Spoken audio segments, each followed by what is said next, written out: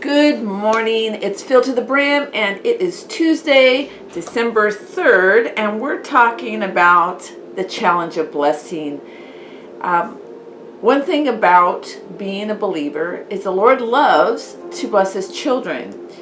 But just like the children of Israel in the Old Testament, we can face the same challenges, and that is beginning to idolize, to prioritize the blessings of God over our relationship with God, over our submission to God, over our willingness to be obedient to the Lord, to live righteously, to crucify the flesh, and those types of things. And many times, materialism can become the God of a believer, a person who confessed Christ, but then incrementally, slowly, they become people who are materialistic, and the materialism of this world, the things that entice their flesh and gratify their ego, begins to take hold. And we've seen that happen. I've seen that happen over many years as a pastor, and we see it in Scripture as well, being challenged that we are to be people that live in such a way that we keep Jesus first in our lives.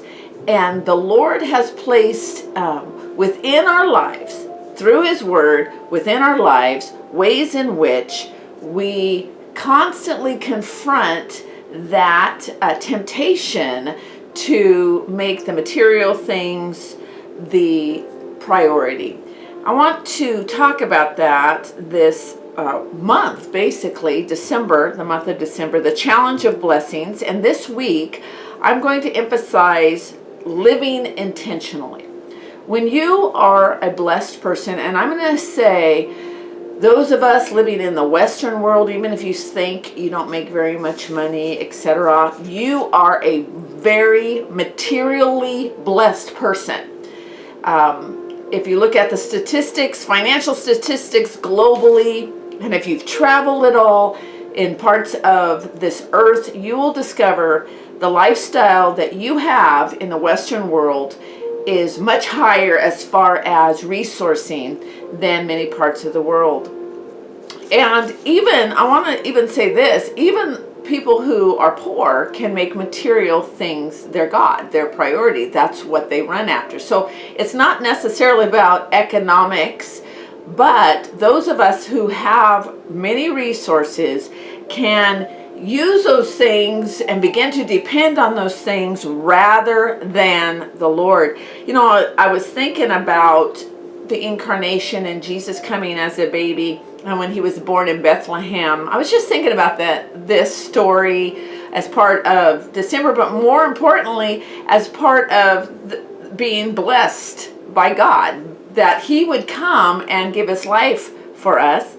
And Jesus was born in Bethlehem to humble servants, to Mary, to Joseph. They were not wealthy people. They were not people of notoriety. And He's being born, as we know, in a stable. But in the story of Jesus coming and His birth here to earth to do His incarnation here, there are two types of people that visit Him. And we know the story, many of us, we know that the shepherds came and then the wise men came. And the shepherds were of no consequence. They saw the angels in the sky. They followed what they saw and what was over the star over the stable. And they came and they worshipped Him, and they were poor. But they searched Jesus out, but they were poor. And then we find in the contrast of the wise men who for months search out Christ, and they go through a variety of experiences in the sense of speaking to Herod and things like that to find Christ. We know that historically they find Christ a little later on in Egypt. So here we have the story of Jesus' incarnation and people seeking Him out. You have the economically deprived, the shepherds, And then you have the wise men, who we know were wealthy people because of the types of gifts they were able to give to Jesus, neither of which are wrong. So this is the thing, whether economically challenged or whether you have plenty, more than enough, whether you are wealthy on the world standards, the most important thing is that Jesus is first, and that we search him out, and we're always willing, able, and obedient to give to him as a sign of the fact that he is number one. The other thing too, I want to remind us, because so many times we can get into what we have and what we don't have materially, and compare and desire things and feel bad because we don't have certain things, and feel sorry for ourselves and all of that, which is actually very worldly thinking.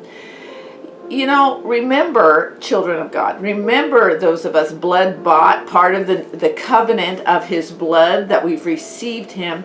Remember that your home, your dwelling place is heaven, is the presence of God. And we know, and scripture says, in heaven the streets are made of gold, that the gates are made of fine stones, of beautiful stones that we value so highly here, gold so highly valued.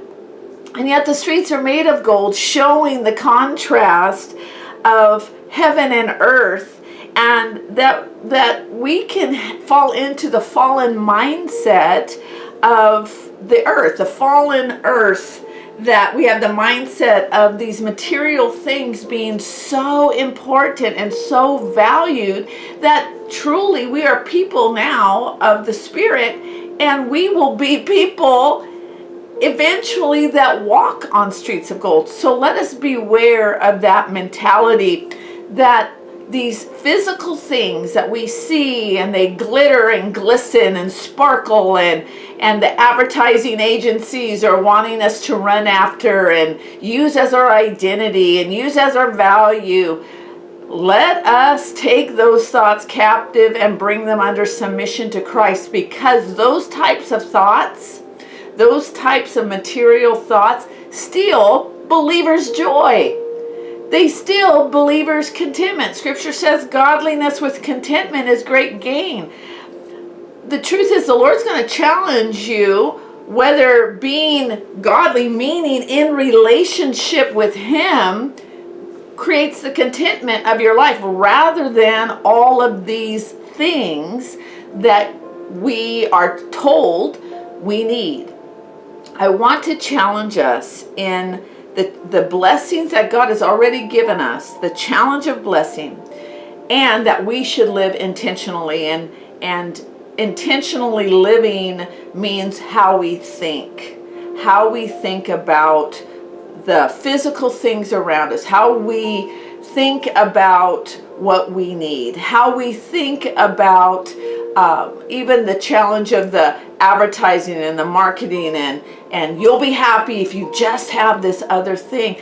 May we beware of thinking like the world and receiving that message into our lives, because truly what's happening is that there's something else you always will need other than the contentment in your relationship with the Lord. And those of us in the West, even if you don't have much money, you say, I don't make very much money. I'm going to say, if I came to your house, the Lord is already in your house, you tend to have plenty. Tends to have multiplication of things in our own homes. This is generally the case. Is there some exceptions to that? Yes, of course, but generally the case, most people have a lot materially in their lives. And therefore, we have to live intentionally. Intentional living. So I'm going to talk about how intentional living meets the challenge of blessing. The Lord has called us to intentional living. And we need to recognize that materialism is one of the greatest challenges to our faith. The worship of material things, the belief that we have to have certain things in order to be happy, rather than recognizing godliness with contentment is great gain. Remember the shepherds. They saw Jesus. They had the greatest privilege. They had the greatest privilege to be face to face with the King of Kings and the Lord of Lords. And they materially had very, very little. Very little. But God gave them the greatest privilege to come to face with the King of Kings and the Lord of Lords. Let me say this. Whether you have a lot or whether you have little, every day you have the privilege of being in the presence of the King of Kings and the Lord of Lords. The wise man knew that the material things weren't the priority. They even, in a sense, risked their own lives to find Jesus because of Herod's anger and Herod's brutality towards making sure he had no competition, and Jesus' babe was competition to him. And the wise men sought out Christ, and it took them time, but they sought him out and they brought gifts, recognizing that he was the king. They were wise men. He was the king. Jesus was this king. This baby boy was the King of Kings and the Lord of Lords.